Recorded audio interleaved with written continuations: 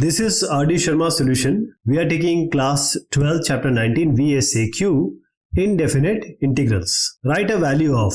Now we have cos x and sin x and also log sin x in the denominator. So we will take this log sin x and we'll try to get this cos x and sin x in some way. So if we place this t is equal to log sin x and then we differentiate it dt by dx, this will be 1 by sin x and then sin x will be cos x. So this dx, if it goes on the right, this sin x, cos x, dx, all that has come, and cos x by sin x into dx will be equal to dt. So that will replace here. So it will be dt divided by cos x dx, sin x is dt, and log sin x we have taken as t. So this log modulus of t plus constant of integration will come. And now let's replace this t, which is log sin x, and you can keep it in the bracket plus a constant of integration. Now how this has to be done, this is in front of you, and since it is VSAQ, you will be able to solve it easily. Now this question, we have denominator, we'll try to get the numerator from the denominator. What does it mean? When we take t equals to the denominator, which is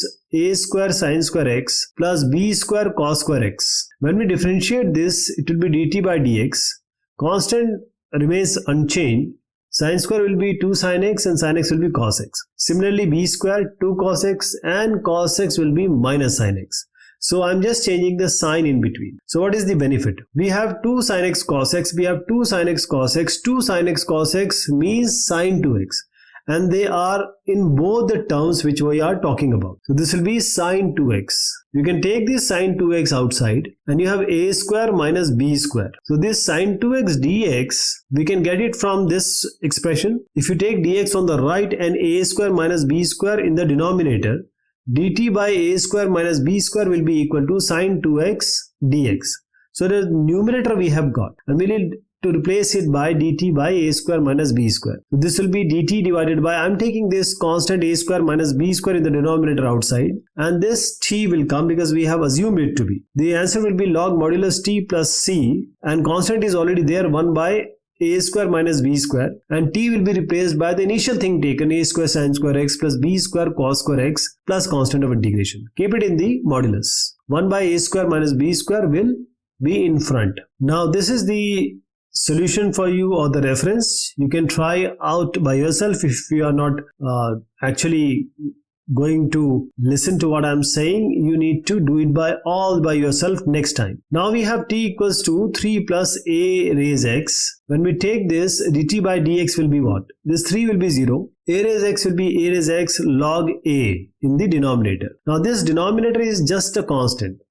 This dx goes on the right. So this will be a raise x dx, and then dt can be multiplied, or this log ea will come. So what I'm suggesting is this a raise x dx and dt will be multiplied by log ea. So let me write log ea outside, dt is there, and then we have this as log modulus of t. This constant of integration hasn't come yet. We will write log modulus of t plus c. The final will be 1 by log a, and this will be log modulus of 3 plus a raise x was taken plus constant of integration. This is your final result. So this is how you can do it.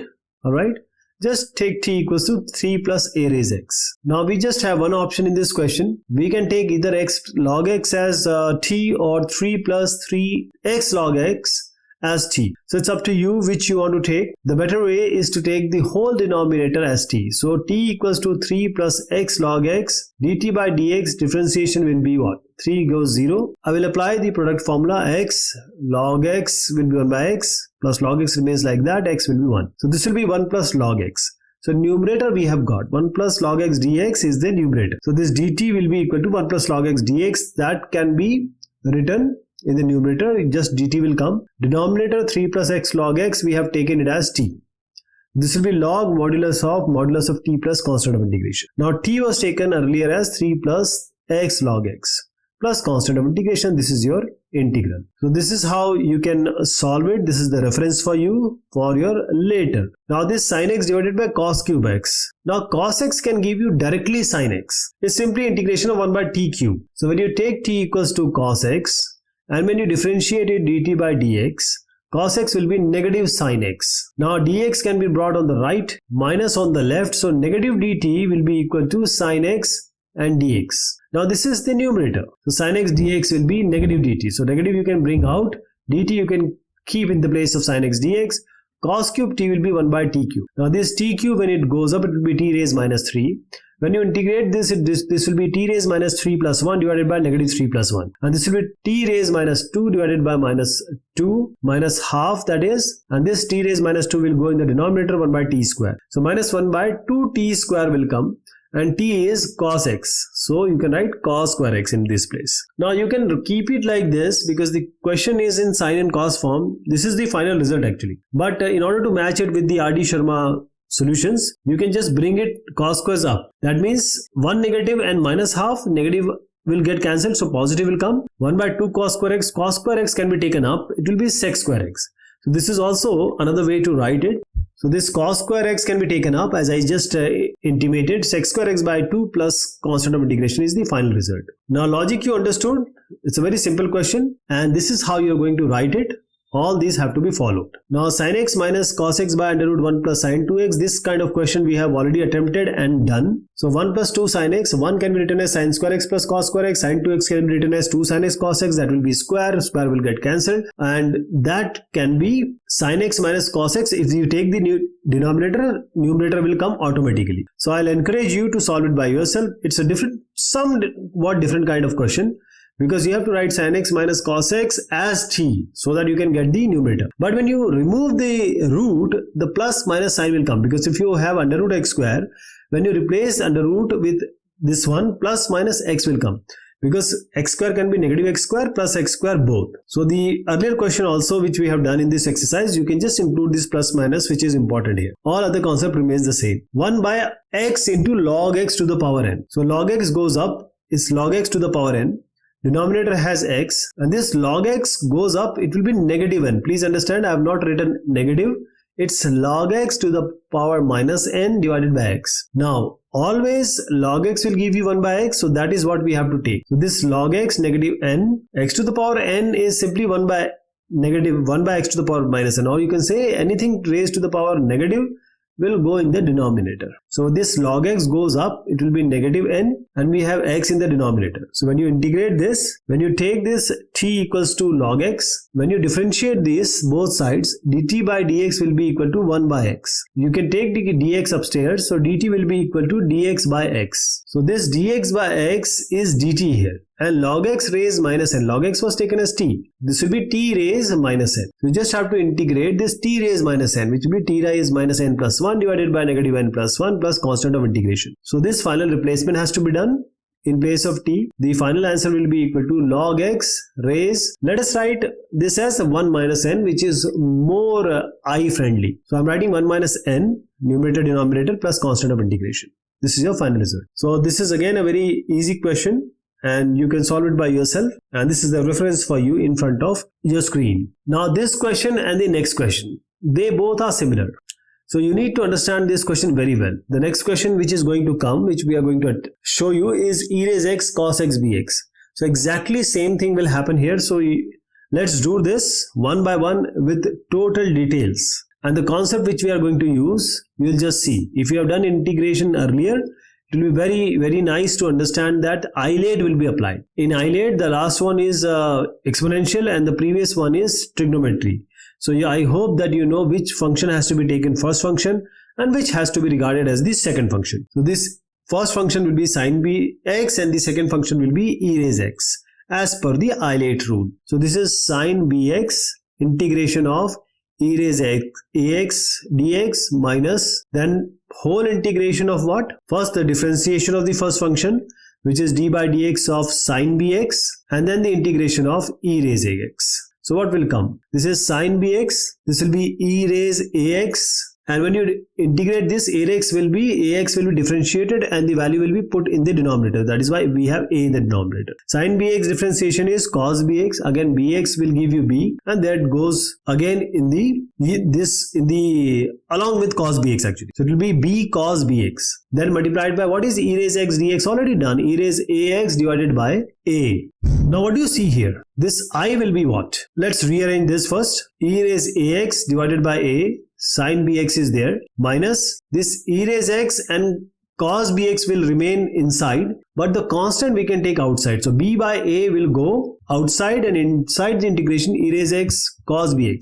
So the next question, what I'm going to do just now will be this one. So please give all your concentration here. So let's call it as I1. So we are integrating e raise ax cos bx here. We'll apply isolate here. So this will be again same thing which we have done earlier. Cos bx integration of e raise ax dx, and then the differentiation of the first function which we have taken as cos bx. So d by dx of cos bx will come. Then the integration of e raise ax will come. So cos bx, e raise ax will be e raise ax divided by a.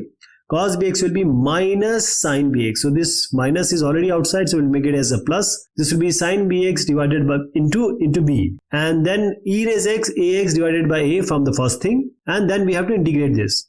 But this b by a can again be taken outside, and when you take it outside, this sin bx eax is what? Initial thing. We started with I equals to e raise ax sin bx, which we have come again. We are revisiting it again. So that will be multiplied by b by a, has to be taken on the left, but only after we multiplied by negative b by a. Why? Because this is whole is I1, and in place of this which I rounded, we just have to write I. So if I remove this, because this is what we have integrated, we have to keep multiply b by a by cos bx into e raise ax by a. So e raise ax by a into cos bx, and then plus b by a into I. And I was the earlier thing which we did. So what I am trying to suggest here is we have to multiply this b by a I plus e raise ax by a cos bx. So let me write it clearly if you haven't understood what I was saying. Sin bx e raise x by a minus b by a, and then we have inside this cos bx e raise ax by a plus b by a I. So this I, what we have again revisited, has been placed here. So this multiplication has to be done. This whole after b by a is actually I1 which we got. And inside I1 we have again got I. Now let's multiply this inside. I'm multiplying b by a with both the terms which we have just integrated here. This I goes left, I minus b square by a square I, that is plus will come because it will get added there. So this will come like this. If you remove this, this goes on the left. So I'm writing this a square minus b square by a square, and just take this a square, multiply this on the right. So multiply a with on the right, there are two terms left now, sin bx e raise x by a, and minus a is a b by a square. So multiply this a square here. So a square gets cancelled from the second term, a and a square gets cancelled for the first term, and e raise ax you can take common. So a sin x minus b cos bx e raise ax by a square minus b square I equals to this one. This is your final result. Now whatever we have discussed is in front of you, and I hope you have a better idea of this. There's only slightly one change. It is not a square minus b square, it is a square plus b square, because we multiplied with negative. So negative when comes in the left, it will be positive. So there is a slight change here or correction there. Now let me show you the result for the second question also, means 32nd question, which has to be done exactly like that. So you just try this, and I hope you'll be able to convincingly complete it. This question we'll take in the next discussion. Till then, thank you so much. Have a good one.